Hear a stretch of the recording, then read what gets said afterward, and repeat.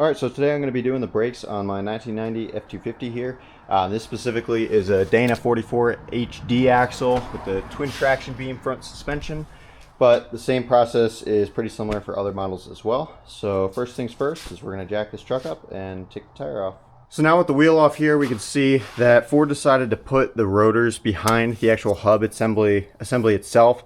So there's no way to access this brake rotor without actually taking apart the whole hub assembly and taking this off so that way we can get to the brake rotor, which is a little bit of a pain, but I'm going to show you guys how to do that. So first, we're going to go over here, and you can see that these brake rotors do not have any screws or anything like other vehicles. They actually use slide pins, so what we're going to do to remove those is just use a hammer and a punch these all the way through, and then this caliper should pop right off. You can see there's one on the top and then on the bottom right there.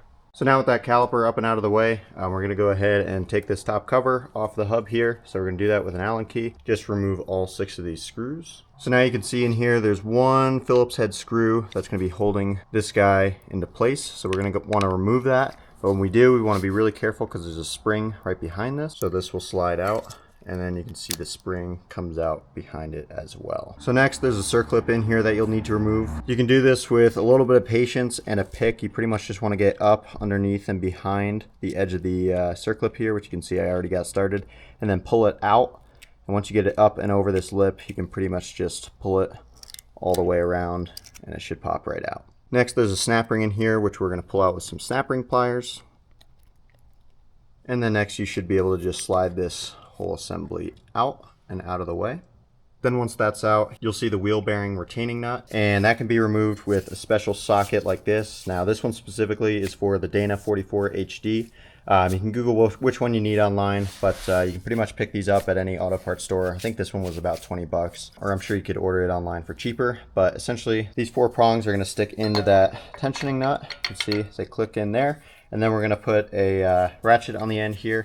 Give it a little bit of pressure just to push in and release the ratcheting mechanism in there, and then unscrew it all the way to remove that retaining nut. All right, so once you get that nut off, the whole hub can just slide right off. You can see here's the inner bearing retainer, and then the main wheel bearing will slide out as well. So you want to be really careful that these don't just fall out onto the ground.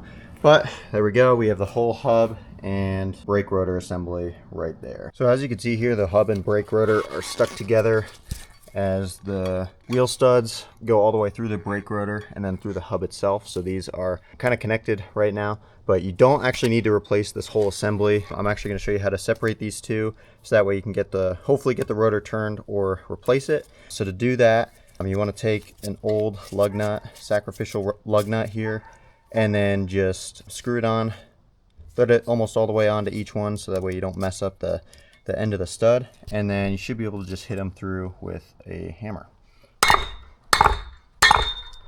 There we go. So we're going to go ahead and do that for all 8 lugs. And then if you want to reuse this old rotor, you're going to want to put it on a couple blocks of wood just so that you don't damage it anymore. And then I like to just tape this off on the top because we don't want any dirt or anything getting inside that internal wheel bearing. Although we are going to go ahead and replace all the grease anyway. I'd rather just not have any dirt get in there. So once you get all of those off of there, if you're lucky, your hub will just pop right off without any effort. Mine did just pop right off, but if you're not lucky and they're stuck together, what you can do is just go around the outside of the rotor here on this surface and start banging that with a hammer, whether it be an air hammer or a regular hammer, and that should eventually break these two free. So now with this rotor off, I used a wire brush to clean up the inside here, and you can see it is stamped with minimum rotor thickness 30 millimeters. So in order to avoid buying brand new rotors, what you can do here is measure this, and you can see we're getting about 31,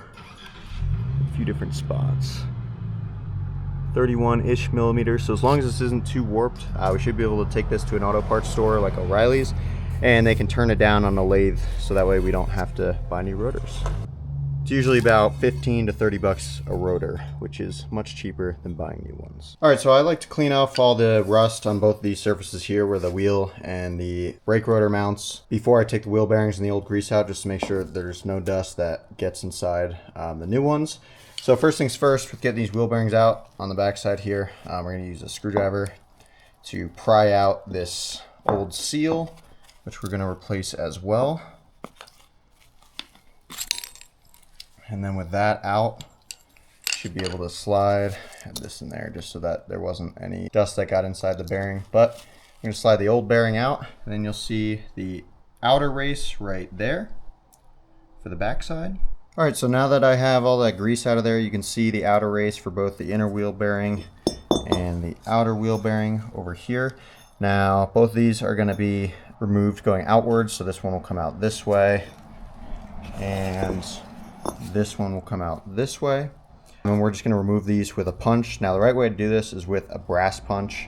That way you don't damage the bearing surface, but since we're replacing these, I don't mind too much about damaging these surfaces, so we're just going to go ahead and hit them out with a punch. So when you press these into place, they should slide in pretty easily. You can put a little bit of grease on the outside of the race just so it slides in a little bit easier, but once you drop that in there, you can use the old race to just hit it into place. You really want to make sure that you don't damage this surface at all, because that's what your bearing is going to be riding on, and it'll tear the new bearing right up. But once you get that in there, like I said, the right way to do this is with a brass punch so you don't damage anything. But if you don't have a brass punch, you can just use the old race. And then we're going to slowly and easily work this bearing in, making sure that we don't get it crooked. It should go in pretty smoothly the whole way through, and if it gets bound up, you want to just take it back out and start over. So if you have a bearing packing tool, then that works a little bit better and it's a little bit less messy. But if not, what you want to do with your new bearings is just get some bearing grease, take some in your hands and really work it into the bearing here. Use gloves obviously, and then try and rotate the bearing. Just make sure you can get as much grease as possible inside of the bearing itself. Then make sure your outer race is greased up pretty well as well.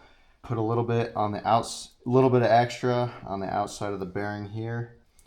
And then you can just go ahead and drop it into place. We're going to go ahead and throw the new seal right on top of there. So for the seal here, we're just going to place this right on top and then carefully and evenly press this in from this outer ring here. All right, so I was able to get this rotor turned down. It turned down pretty well.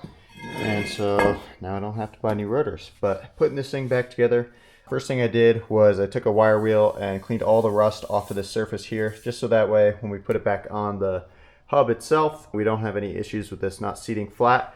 And then I also did the same on the hub itself, and then put a thin coat of anti-seize with copper in it, just to make sure that next time these two halves split apart just as easy as they did the last time. So to put these back together, we're quite literally just going to place the rotor right on top of the hub, which you can see I have propped up here on some blocks of wood just to prevent any damage from that bottom surface there. So now with everything lined up here, we're just going to take our studs, drop them back into place, try and find that groove that they were in before by twisting a little bit, and then I'm just going to drive them back into place using a punch and a hammer. Super straightforward. So now with that rotor installed there, we're going to go ahead and completely repack this hub with grease. If you didn't already, you want to go through and pretty much just scoop all the old grease out of there, repack all the bearings, make sure that you get as much fresh grease in there as you can. But there's a big cavity inside of here, like right in this section here, that you're going to want to completely fill, and then just make sure everything else has a good coating of grease on there as well. So for this, you can just buy a tub of wheel bearing grease at any auto parts store and go ahead and fill it up. So now that we got that new seal in and everything greased up, this hub can go back on and everything can go back together inside here pretty much the way it came apart. So once you get the bearing retainer, and then the locking nut in there, we're going to go ahead and tighten that locking nut to 70 foot-pounds just to seat the bearing while kind of moving the hub back and forth here, just to make sure everything is seated in place. Then after we torque it to 70 foot-pounds, we're going to back it off 90 degrees and then retighten it 15 to 20 foot-pounds.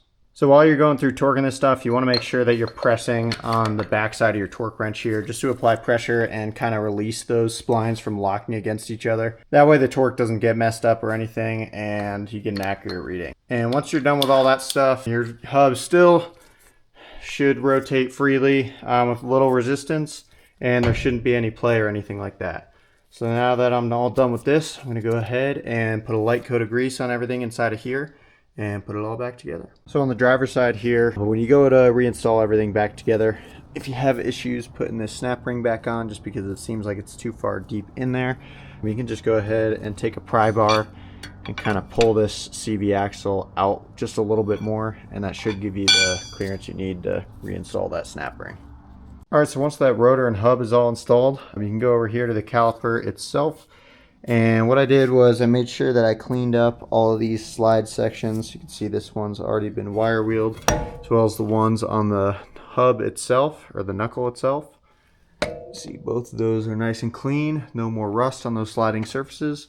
So now that those are all cleaned up, after that you can go ahead and just take off these pads, which this clip will just pop right off. You just push it in and sort of release it from the caliper. Your outer pad should pop off, and then your inner should just slide off as well. And then once we get these guys off, we're also going to want to clean off all the sliding surfaces for the pads as well. So both of these sliding surfaces on either side, see there's two here. This one I guess isn't really so much sliding, but we're going to go ahead and clean it up anyway. And then the two on the top as well. So this whole surface and then that guy right there.